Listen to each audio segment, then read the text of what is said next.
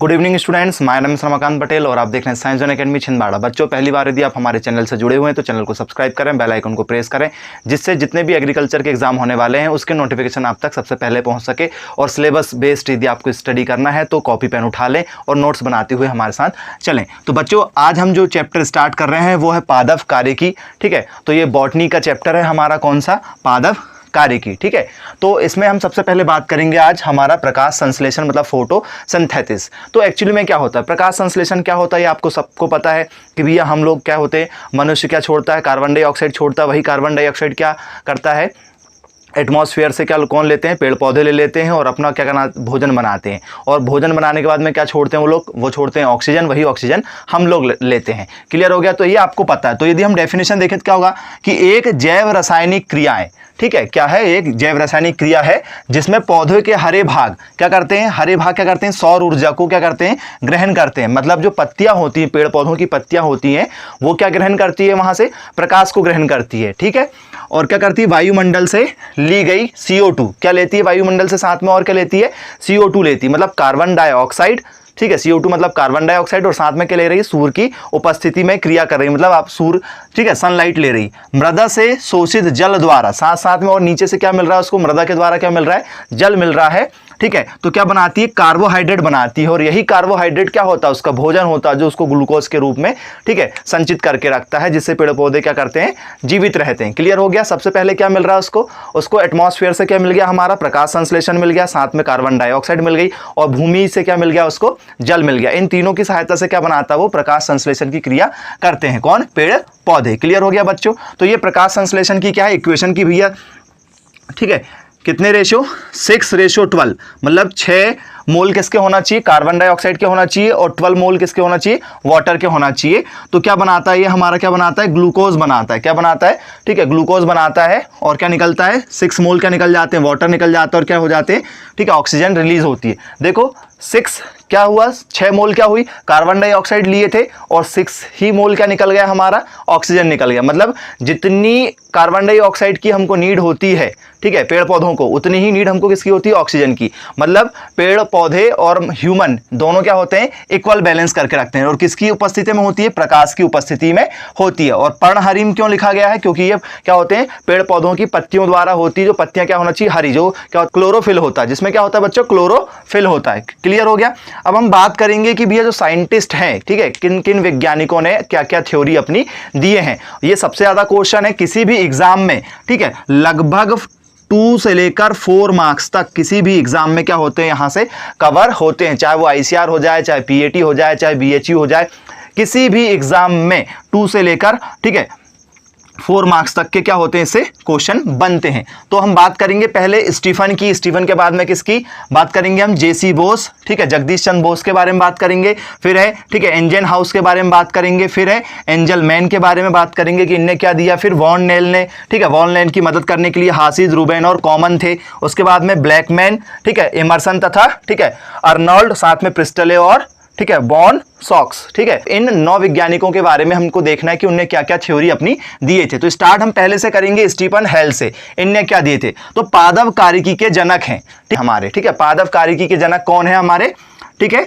Stephen हेल्स पादप कार्यकी के क्या है, जनक हैं। क्लियर हो गया? तो ये हमारे मतलब ये वर्ल्ड के पहले जनक मान के चलो, इंटरनेशनल जो हैं, ठीक है, पूरे विश्व के में जो जनक माने जाते हैं, कौन माने जाते हैं, पादप कार्यकी के स्टीफन हेल्स। और JC बोस जो है वो सिर्फ भारत के हैं। भारतीय पादप कार्यकी के जनक कौन कहलाते हैं बच्चों हमारे, ठीक है, JC बोस। JC बोस मतलब क्या, जगदीश चंद्र बोस। क्लियर हो गया बच्चों? फिर हमारा इसके बाद में आता है इंजनहाउस। इंजनहाउस ने क्या बताया था, प्रकाश संश्लेषण में प्रकाश का महत्व, कि भैया जो भी प्रकाश रासायनिक क्रियाएं कर रहे हैं, मतलब पेड़ पौधे अपने भोजन बना रहे हैं, वो बिना प्रकाश की उपस्थिति के नहीं बना सकते। ये सबसे पहले किसने बताया था, हमारे इंजनहाउस ने बताया था। किसने बताया था, इंजनहाउस ने बताया था। क्लियर हो गया? फिर हमारे आते हैं एंजलमैन। कौन आते हैं, एंजलमैन। इन्होंने क्या बताया था, क्रियात्मक स्पेक्ट्रम बताया था। क्या बताया था, क्रियात्मक स्पेक्ट्रम। तो आपने देखा होगा क्या होता है, मान के चलो यहां पर क्या है, एक प्लेट रख देता हूं मैं, ठीक है, उसके बाद में यहां पर एक प्रिज्म रख देते हैं। सपोज मान के चलो यहां पर एक क्या रख देता हूं मैं, प्रिज्म रख देता हूं, और इससे क्या करते हैं, लाइट पास करते हैं। इससे क्या पास करते हैं बच्चों, ठीक है, लाइट पास करते हैं। तो लाइट पास करेंगे तो क्या होगा, कितने कलर निकलेंगे आपके, 7 कलर निकलेंगे। कितने कलर निकलेंगे, 7 कलर निकलेंगे। कौन कौन से कलर होते हैं? ठीक है, विव, ठीक है, ग्योर, ये ट्रिक होती है। ठीक है, विव, ग्योर, ठीक है, तो क्लियर हो गया। तो इसमें कौन कौन से, ठीक है, प्रकाश संश्लेषण में सबसे ज्यादा जो भाग लेने वाले वो कौन से होते हैं? रेड कलर का प्रकाश संश्लेषण सबसे ज्यादा होता है। रेड कलर का प्रकाश संश्लेषण क्या होता है? ज्यादा होता है हमारा। क्लियर हो गया बच्चों। और ब्लू कलर का सबसे क्या होता है? कम होता है। क्लियर हो गया। रेड कलर का सबसे ज्यादा होता है और ब्लू कलर का क्या होता है? सबसे कम होता है। क्लियर हो गया। अब ये प्रकाश संश्लेषण की बात हो गई। ये किसकी बात हो गई? प्रकाश संश्लेषण में सबसे ज्यादा किसका प्रकाश होता है? तो बोले रेड कलर का होता है। अब यदि इसकी अपोजिट बात करें, ठीक है, तो ब्लू कलर का जो प्रकाश संश्लेषण होता है, अवशोषण होता है। ठीक है, ये प्रकाश संश्लेषण था, ये प्रकाश क्या है? अवशोषण है। तो ब्लू कलर क्या करता है? प्रकाश को ज्यादा अवशोषित करता है रेड की अपेक्षा। तो आप ये भी फैक्ट वाला याद रखेंगे। तो जैसे ही एंजलमैन ने क्या किया, एक प्रिज्म लिया और प्रिज्म से क्या किया, एक टॉर्च मारा, तो कितने कलर बनते हैं? 7 कलर बनते हैं।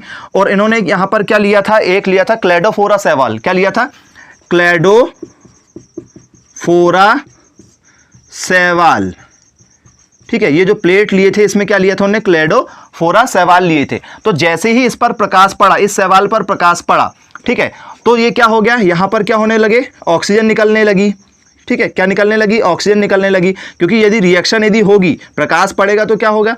ठीक है, ऑक्सीजन निकलने लगती। क्योंकि आपको पता है भैया कि पेड़ पौधे जो होते हैं, तो हम बात करेंगे प्रिस्टिले के बारे में। तो प्रिस्टिले ने क्या बताया था बच्चों? तो मैं स्टार्टिंग से आपको बता दूंगा।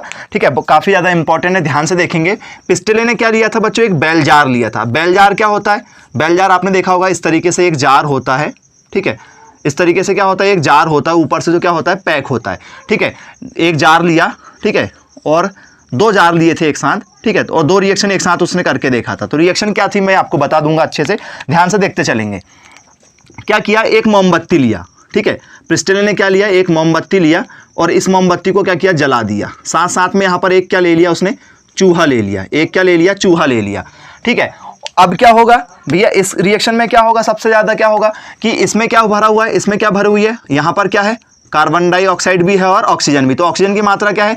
ज्यादा होगी। तो ऑक्सीजन जो होगी, आपको पता है कि कोई भी चीज कब जलती है? कब जलती है बच्चों? जब क्या हो? उसको ऑक्सीजन मिले। आप यदि देखना है, यदि आपको प्रैक्टिकल करके देखना है, तो आप एक मोमबत्ती लो और एक क्या कर दो? ऊपर से उसको ढक दो। तुरंत मोमबत्ती क्या हो जाएगी? बुझ जाएगी। क्यों? क्योंकि उसको वहां पर ऑक्सीजन नहीं मिल पाएगी। तो जार में जितनी ऑक्सीजन है वो कौन लेते जा रहा है? हमारा मोमबत्ती लेते जा रही है। और साथ साथ में चूहा को भी जिंदा रहने के लिए क्या चाहिए? ऑक्सीजन चाहिए। तो यहाँ की ऑक्सीजन जल्दी से क्या हो जाएगी? खत्म हो जाएगी। और ये छोड़ेंगे क्या? चूहा जब सांस क्या करेगा? छोड़ेगा, तब वो क्या छोड़ेगा? अंदर अंदर क्या छोड़ते जाएगा? CO2।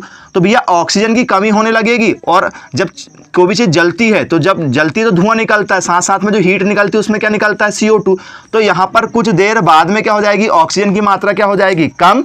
ऑक्सीजन क्या हो जाएगा यहां पर? कम। और क्या बढ़ जाएगा? CO2 की मात्रा ज्यादा बढ़ जाएगी। तो उसने देखा कि भैया कुछ ही समय बाद में क्या हो गया? चूहा भी क्या हो गया? मर गया। और साथ साथ में जो हो गई थी मोमबत्ती थी वो भी क्या हो गई? बुझ गई। तो ये उसने प्रैक्टिकल करके देखा। फिर सेकंड में क्या किया? फिर से एक मोमबत्ती लिया।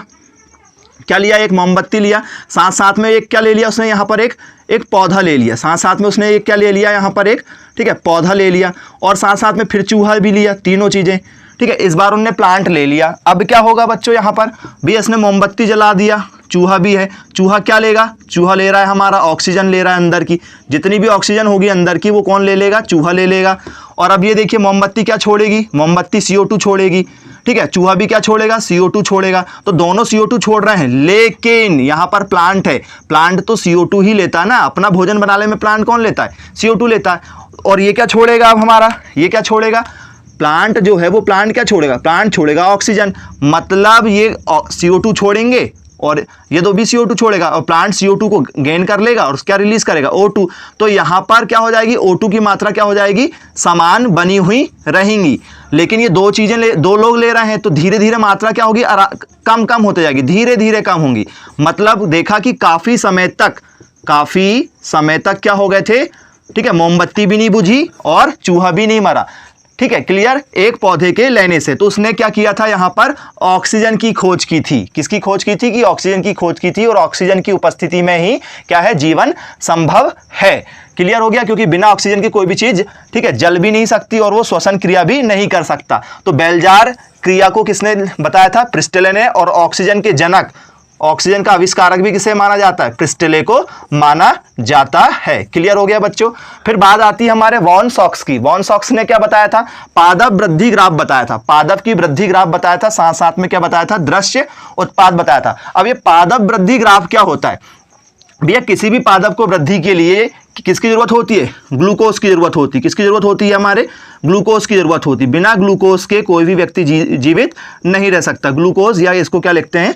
ठीक है, ग्लूकोज लिखते हैं। बिना ग्लूकोज के कोई भी व्यक्ति या कोई भी पेड़ पौधे हमारे पादप वृद्धि नहीं हो सकती है। और ग्लूकोज किस में संचित रहती है? इसमें स्टार्च के रूप में संचित रहती है। किसमें संचित रहती है? स्टार्च के रूप में संचित रहती है पेड़ पौधों में। क्यों? क्योंकि लंबे समय तक कई बार क्या होता है, बारिश के समय पेड़ प्रकाश संश्लेषण क्रिया नहीं हो पाती, क्योंकि प्रकाश सूर्य ठीक है उपस्थित नहीं होता है। बारिश में 5-5, 6-6 दिन तक सूर्य नहीं निकलता है, तो वो स्टार्च के रूप में संचित रहता है उनका भोजन।